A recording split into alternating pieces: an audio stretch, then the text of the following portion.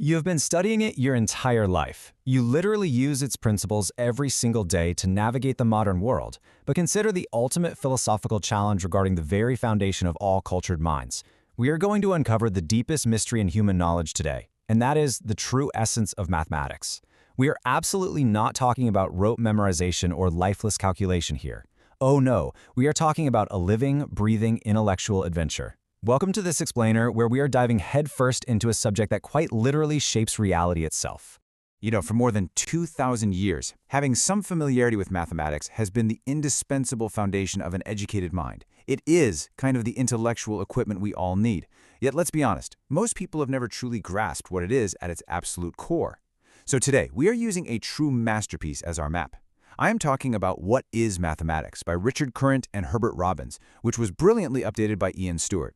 First published back in 1941, this legendary book remains the absolute greatest attempt ever made to explain the core of this field to the world. This field totally shatters the misconception that math is just crunching numbers. It is a vast, beautiful architecture.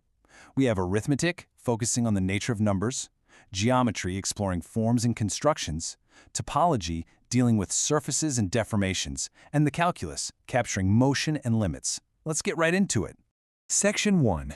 Arithmetic and the Infinite, stepping beyond the finite. Okay, so before we can even try to conquer infinity, we really have to redefine counting itself. The key here is something called equivalence through biunique correspondence. The mathematician George Cantor had this brilliant idea to extend equivalence to infinite sets. Think about how we count everyday objects. You point to an item and you assign it a number. 1, 2, 3.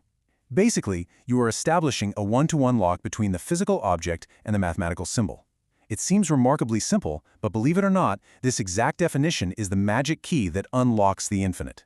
Now watch what happens when we apply that simple lock to infinity. It is wild. If we imagine all integers, just an infinite list going on forever, and then we compare that to only the even integers, 2, 4, 6, 8. Obviously, that is just a fraction of the whole set. But notice the connections here. Every single integer can be perfectly doubled to pair uniquely with an even integer. 1 maps to 2, 2 maps to 4, 3 maps to 6. So mathematically speaking, there are exactly as many even numbers as there are total numbers.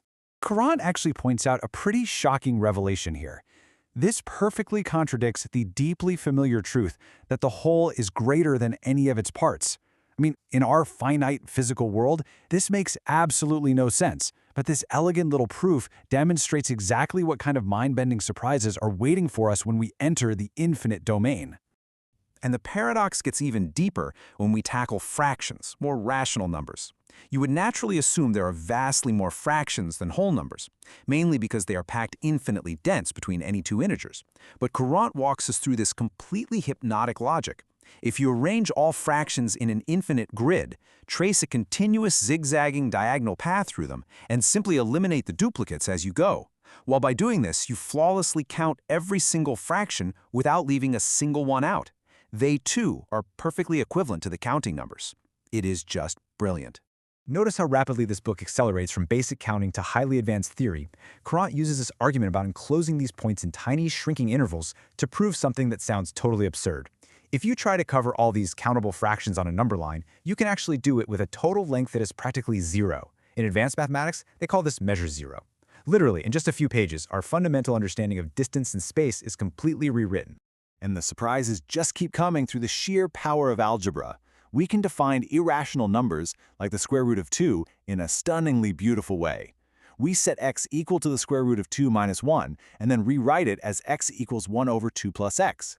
Because x is defined by that very equation, you recursively substitute the equation right back into itself, endlessly, creating an infinite continued fraction. It is a brilliant, elegant representation of infinity trapped inside a single number. Section 2. Geometry and Topology Surfaces, the Mathematics of Bending. All right, let's talk about topology.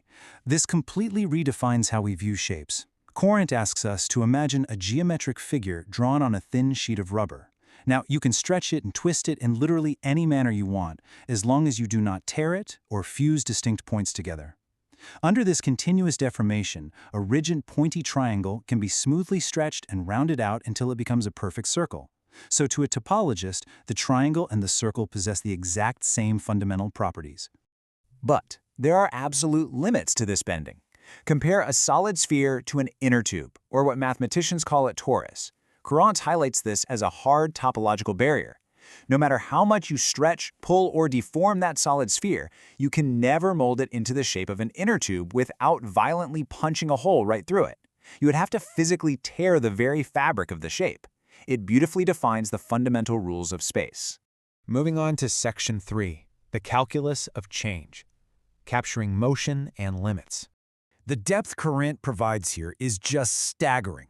Rather than just handing you a list of formulas to memorize, he gives you crystal clear, rigorous geometric proofs for these complex concepts. We move so seamlessly from functions and level curves straight into epsilon delta limits and the integral. We see derivatives perfectly mapped to velocity and second derivatives mapped to acceleration.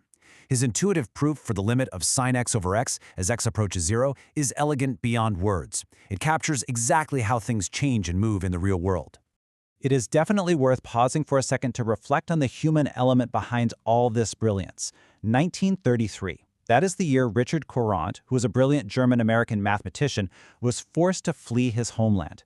Despite facing immense darkness and personal upheaval, he dedicated his life to gifting humanity this incredibly clear, enduring wisdom. The sheer resilience required to write a masterpiece of living mathematics while the world was literally at war is simply astounding. Section 4. A story that is true. The ultimate intellectual adventure. Courant leaves us with a critical invitation here, saying that actual contact with the content of living mathematics is necessary. Basically, you cannot just look at this from afar, and you certainly cannot just memorize the formulas. To truly comprehend this field, you have to engage directly with its living, breathing ideas. You have to trace those infinite paths, bend the topological shapes, and ride the calculus of change yourself. This legendary book proves that mathematics is not some cold, dead science of mechanical calculation. Mathematics is arguably the finest literature ever written by humanity. It tells a grand story of infinity, of shape, and of motion. It is an impossibly beautiful story that just so happens to be entirely true.